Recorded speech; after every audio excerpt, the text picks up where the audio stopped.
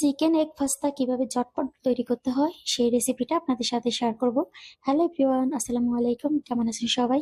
আজ আমি আপনাদের সাথে শেয়ার করব চিকেন এগ পাস্তা রেসিপি, একদম ঘরোয়া উপকরণ দিয়ে, কোনো ভেজিটেবল ছাড়া। চলুন দেখা যাক কিভাবে তৈরি করতে হয়। এখানে আমি চিকেনগুলোকে ছোট ছোট টুকরো করে কেটে নিলাম। তারপরে দিয়ে দিলাম একটা কড়াই মধ্যে। চুলার মধ্যে কিন্তু কড়াইটা আগে থেকে বসিয়ে দিলাম, আর দিয়ে দিলাম এখানে 3 কাপ পানি। আর দিয়ে দিব এখানে আদা রসুন বাটা আর সামান্য একটু লবণ। দিয়ে আমি ঢাকনা দিয়ে ঢেকে সিদ্ধ করে নেব। এখানে আমি এক্সট্রা কোনো আর মশলা দিব না। আর এদিকে আমি পানিটা চুলার মধ্যে বসিয়ে দিলাম। এখন পানিটাকে আমি বলক দিয়ে নেব।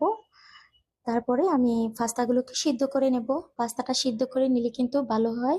আর চিকেনের সাথে যদি পাস্তাটা আমি সিদ্ধ করে নেই, সেক্ষেত্রে কিন্তু একটু আঠালো ভাব লাগবে খেতে, একদম ভালো লাগবে না।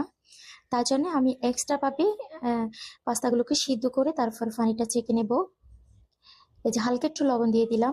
লবণ দিলে পাস্তাটা দ্রুত সিদ্ধ হয় আর খেতেও ভালো লাগে, তার জন্য এই যে আমি এভাবে একটু পর পর নেড়ে ছেড়ে ঢেকে রাখবো।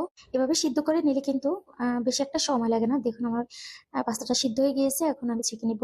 এদিকে অন্য চুলায় আমি চিকেনগুলোকে সিদ্ধ করে নিয়েছি, একেবারে সিদ্ধ হয়ে গিয়েছে। এখন আমি চিকেনের যে স্টকটা আছে বা চিকেনের পানিটা আছে সেটার মধ্যে আমি প্রথমে মশলাগুলো দিয়ে দিব। কারণ আজকে আমি একটু ভিজে ভিজে রান্না করব, একেবারে শুকনো রান্না করব না।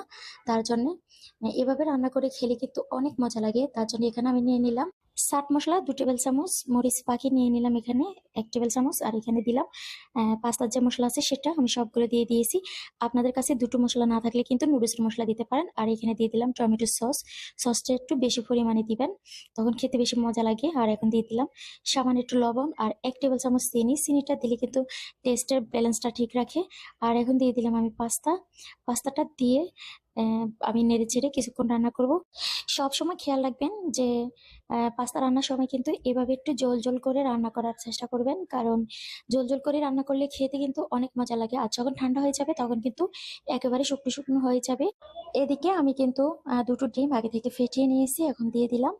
দিয়ে আমি কিন্তু সাথে সাথে নেড়ে চেড়ে দিয়েছি, তাহলে কিন্তু জমাট বেঁধে যাবে।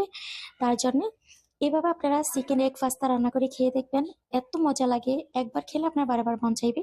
আর দিয়ে দিলাম এখন আম, এখানে ধনিয়া পাতা কুচি। আপনারা চাইলে পুদিনা পাতাটা দিতে পারেন, তখন আরো বেশি টেস্টি হবে। আপনারা কিন্তু আরো যদি ঝোল রাখতে চান সেক্ষেত্রে আর একটু জল দিয়ে দিবেন, তখন খেতে আরো চুপের মতো লাগবে, অনেক টেস্টি লাগবে। এইভাবে পাস্তা রান্না করলে ছোট বড় সবাই পছন্দ করবে। এই যে দেখুন কতটা লোভনীয় লাগছে। আমার ভিডিওটি কেমন লাগছে, ভালো লাগে লাইক কমেন্ট শেয়ার করে দেবেন। নতুন হলে সাবস্ক্রাইব করে দেবেন। আর ফেসবুক থেকে দেখলে ফলো দিয়ে দিবেন। আজ এ পর্যন্ত, সবাই ভালো থাকবেন। আল্লাহ হাফেজ।